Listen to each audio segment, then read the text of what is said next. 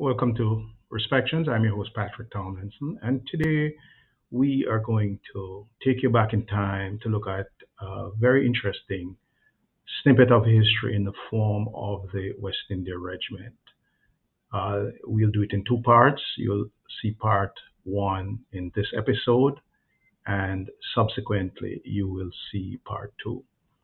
This is the history of the West India Regiment. So stay tuned. Hope you'll enjoy and look forward to seeing you in the second episode. Good afternoon. Welcome again. My name is Patrick Tomlinson, and today we are going to look at the history of the West India Regiment. The West India Regiment was actually raised in 1795. The reason for the raising of the regiments was the inability of the British to properly manpower and staff their regiments in North America. It is important to state that throughout the colonial period, many men of color served in what we call European forces. From the earliest times when the Portuguese began to make expeditions on the west coast of Africa as far as Luanda, the Congo River, even as far as South America, there was a vast interaction between peoples of color and Southern European nations. At that time, the concept of European slavery, where men of color or Africans were considered chattel, was not something that was customary. So there was a vast interchange, and men of color and Africans have many centuries of interaction between themselves and European nations. So it was not unusual for Africans or people of color to serve in European forces. What began to change was the onset of the Atlantic system, or the onset of slavery, when the Spanish began their major thrust to explore the Western Hemisphere and began to establish plantations, first in the Canary and secondly in North America, South America, and the Caribbean. One of the first major settlements was actually Hispaniola, which formed the center of the Spanish Empire for a while in the Western Hemisphere. So the Spanish actually solidly placed their flag down, established themselves, and began to people and to develop the colony of Hispaniola. Now we have to remember, what we'll speak about a little bit later on, is the fact that Hispaniola was divided between the Spanish and the Spanish and the French. To the western portion of the island was Haiti, and to the eastern portion was the Dominican Republic, or is the Dominican Republic. That we'll touch upon a little bit later on. So, having established this major fortification in the Western Hemisphere, the Spanish began to make other major explorations throughout the Western Hemisphere: Cuba, Puerto Rico, uh, Central America, Mexico, parts of Florida, Louisiana, South America, Chile, Argentina, all these other nations, excepting for Brazil, which first was discovered by, I think, the Portuguese, I stand corrected. And then for a period, you had the Dutch being involved, and then the Portuguese retook and dominated Brazil. So the British began to challenge the hegemony of the Spanish in the Western Hemisphere. So in the interregnum period in Great Britain, when Charles the first was executed and Cromwell was Lord Protector, Cromwell wanted some major holding in the Western Hemisphere. And so he came up with what is popularly known as the Western Design. And the Western Design is an effort to have the British take a major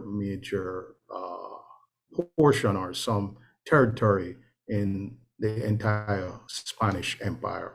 So Cromwell assembled a major force in 1655, and this major force left with specific instructions to take Hispaniola, the island in the Caribbean. Now, Hispaniola was very well fortified, and Cromwell's expeditionary force, led by General Penn and Admiral Venables, or it might be the other way around, Admiral Penn and General Venables, I think that it is. They set out and tried to take Hispaniola, the island of Hispaniola.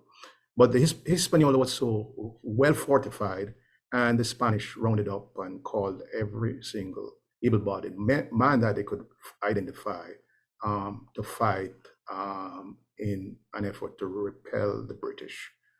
And a lot of their forces, again, were slaves who populated a significant portion, because there were many plantations, Spanish plantations, in the Dominican Republic or in Hispaniola itself. So as early as 1655, men of color, were fighting. Whenever the European forces found themselves in trouble, then they would seek to call upon men of color. So just by way of history and background, the British lost quite a bit of their expeditionary force, which was put somewhere in the region of 15,000 men. Records are sort of sparse, but it is estimated that the British lost in excess of 3,000 men in that effort. Now, the generals could not go back to Cromwell to let him know that they had lost the objective. So when they looked at their maps, the next major island that lay close to them was Jamaica. So they sailed for Jamaica, and Jamaica was not, being a Spanish colony, it was subservient to the Dominican Republic. The governor of Jamaica, Spanish governor, reported to the governor of Hispaniola. And so it was not that heavily fortified. And so with that large expeditionary force, the British were able to overcome the Spanish after a 5-year battle between roughly 1655 and 1670. And the British were able to overcome the Spanish and take the island. So Jamaica, being Spanish since the discovery of by Columbus in 1494, for almost 150 years, the island was Spanish, but became English in 1655. So the English began to establish, fortify the island by establishing a lot of fortifications around, and establishing themselves. So that is 1655. Now we want to fast forward to around the time of the American Revolution and begin to discuss how the actual West India regiments came into being and what were some of the forces that drove the raising of these regiments. We want to look at a major event, two major events. One, firstly, was the American Revolution and the British being again hard pressed for manpower, even finding Englishmen to serve in the English army or the British army was a difficulty. To find qualified men, they would have a great deal of difficulties. So the British always had a difficulty in manning and staffing their regiments. So the Americans during the American Revolution in 1776 began to get the better of the British. And what is important is that both sides sought to attract the support or press the support of men in bondage. It was a well-established fact written by, looked at by many authors and many historians, professional historians, that the Americans offered, to a limited extent, men of color, Africans, and African Americans to fight in their forces.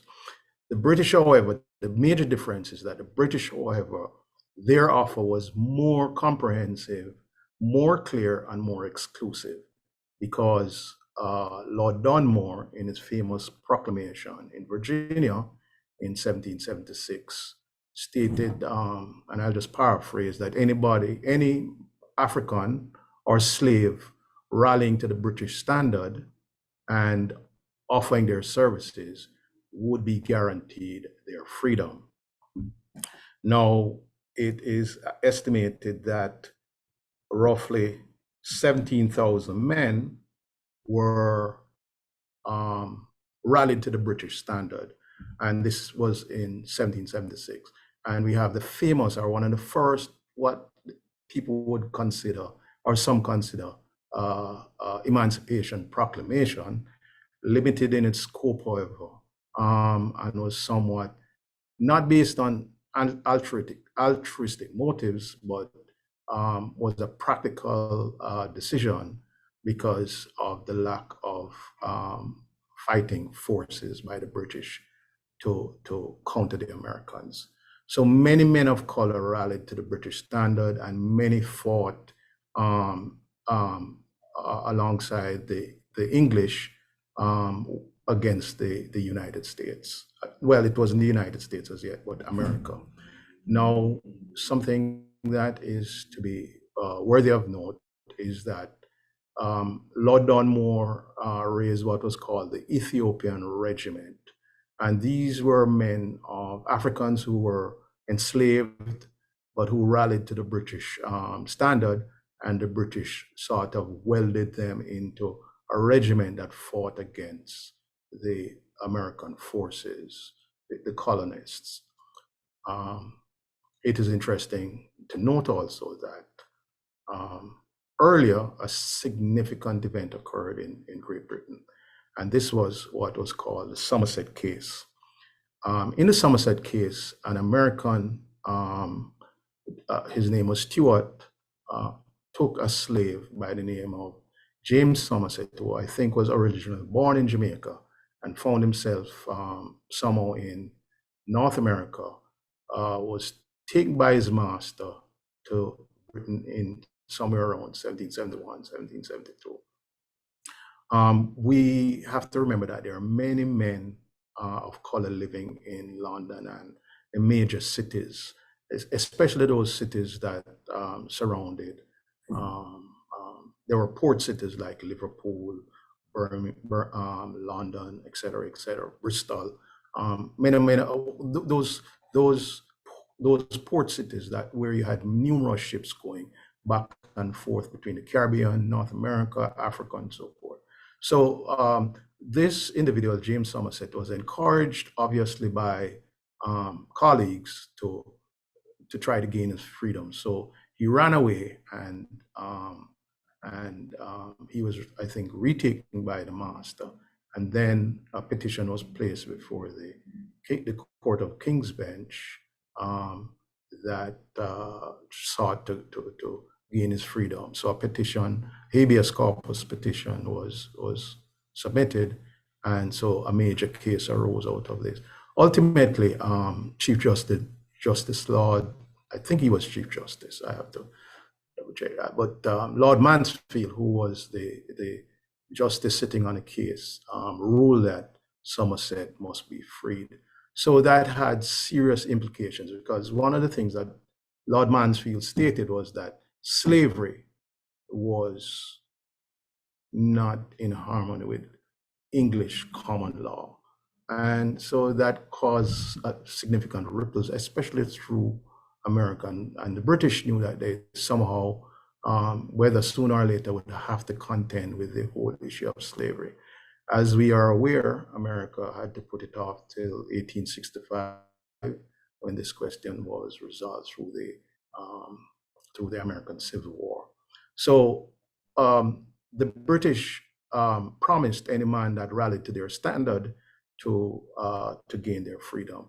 So the Ethiopian Regiment was formed, and at the end of cessation of hostilities in 1786, many men remained, African Americans, remained in the care of the British, especially New York and those areas that the British held. So the British had a dilemma as to what to do with these men. Now, it is estimated that anywhere from 12 to 17,000 men fought with the British. So a majority of them, the British took. Some of them, they decided to allow to go back or send them back to their masters, because there was a major negotiation between General Washington and Sir Henry Clinton. And there's a famous Phillipsburg proclamation that I think General Clinton made, or Henry Clinton, which is also a mirror image of what Lord Dunmore made, but it was a little bit more comprehensive, and it was further down the line. So there were about 2 or 3 of these major proclamations by British generals who, being hard pressed for manpower, reached out to Africans or African Americans to fight in their forces. So these forces were actually British fighting forces. They were paid, sometimes not as much as the British forces, but they were paid. Now, the Americans, most of those who fought on the side of the Americans were hard pressed, and most of them found themselves back in slavery. So the slaves in the American Revolution who fought had a decision to make, whether to fight with the Americans or to fight with the British.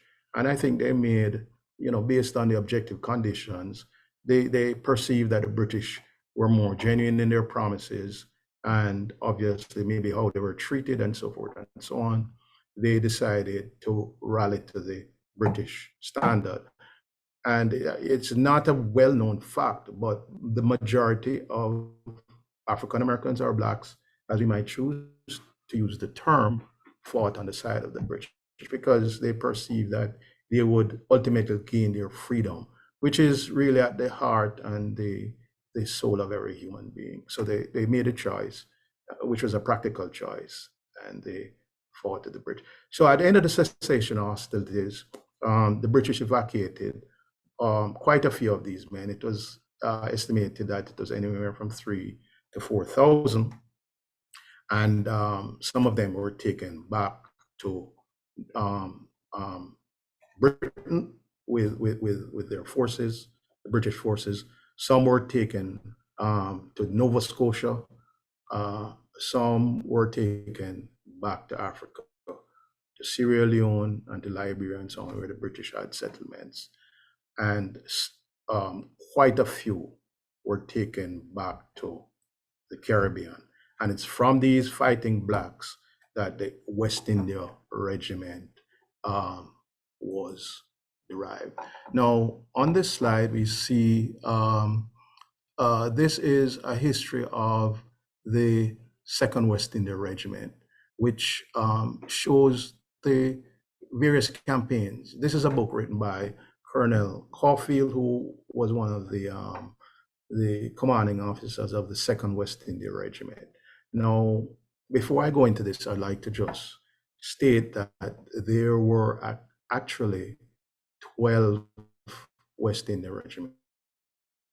There was the First West India Regiment, Second West India Regiment, Third West India Regiment, Fourth West India Regiment, Fifth West India Regiment, Sixth West India Regiment, Seventh West India Regiment, Eighth West India Regiment, Ninth West India Regiment, 10th West India Regiment, 11th West India Regiment, and the 12th West India Regiment.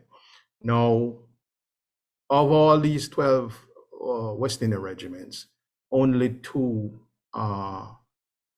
records of these individual 12 West India regiments are in existence today. That of the First West India Regiment and the Second West India Regiment. The third through the 12th, all records are lost, because I believe in taking most of these records back to the UK or Britain for storage. The ship that was taking these records ran into a storm, and the ship was lost, and all of these records were lost. So we only have records of two West India regiments, the First West India Regiment and the Second West India Regiment. What we're seeing here on the screen is a timeline of the Second West India Regiment. Now we see the actions of Bragg Creek and actions of Stoner Ferry. These are the Colonel Caulfield started the history back in North America, where the regiments were actually not yet West India regiments, but were fighting men under British forces during the period of conflict between the British and the American colonists. So we see, for example, actually the Siege of Savannah. So all the regiments, or the precedent, or the progenitor to the West India regiments, especially the Second West India Regiment, was actually in Savannah. So where the British had major conflict, these regiments participated. So we see the Siege of Charlestown, which is at the Battle of Hobkirk's Hill. These are in the south of the Americas, North America, the southern state, Georgia, and particularly South Carolina, where the regiment was actually fighting. Then we see the relief of the 96 and the Battle of Eutaw Springs. And then we see in 1781, the removal to the West Indies. So these men were taken back to the West Indies. And so in and around 1795, the regiments began to be raised. So the actual raising of the West India Regiment, which we see on the screens, the various West India Regiment, which I mentioned earlier. We have the First West India Regiment, the Second, the Third, the Fourth, the Fifth, the Sixth, all the way, and it shows the dates. And some of these names, you see, in 1795, we have the Whites Regiment, 1795, which is the First West India. Whites is the first, because it's named after the commanding officer. And the Second West India Regiment is the Myers Regiment. Now, something to be noted, how were these regiments structured? The regiments were structured in essence. They were officered by Englishmen, and that was almost, it was almost like a law that no West Indian or no Black could raise or rise above the level of sergeant. And And so anything above sergeant, warrant officers, ensigns, uh, lieutenants, etc., up to the colonel of the regiment was actually an Englishman. Um, and what we have to remember too is that we see British sort of social structure being um, imposed upon the West Indies because anybody who was not born or came from um, really a family of standing, as they would call it in England, would not be able to gain a commission. Most white English soldiers, um, put it this way, I wouldn't say most, but a significant amount of soldiers not read and write. And so it was for men of the West India Regiment.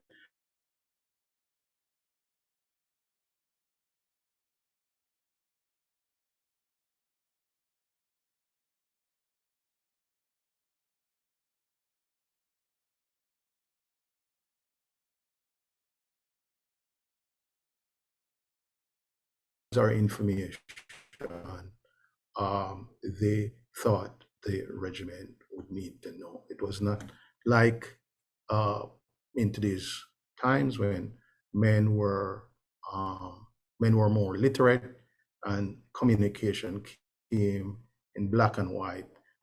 Any communications were read to the regiment itself. So we see here, for example, a typical um, some typical West India Regiment soldiers. We see them in their uniforms. We see, for example, this soldier being a sergeant. We see a bugler. We see a rifleman. And this uniform, the Zouave, what they call the Zouave uniform, is still in existence today.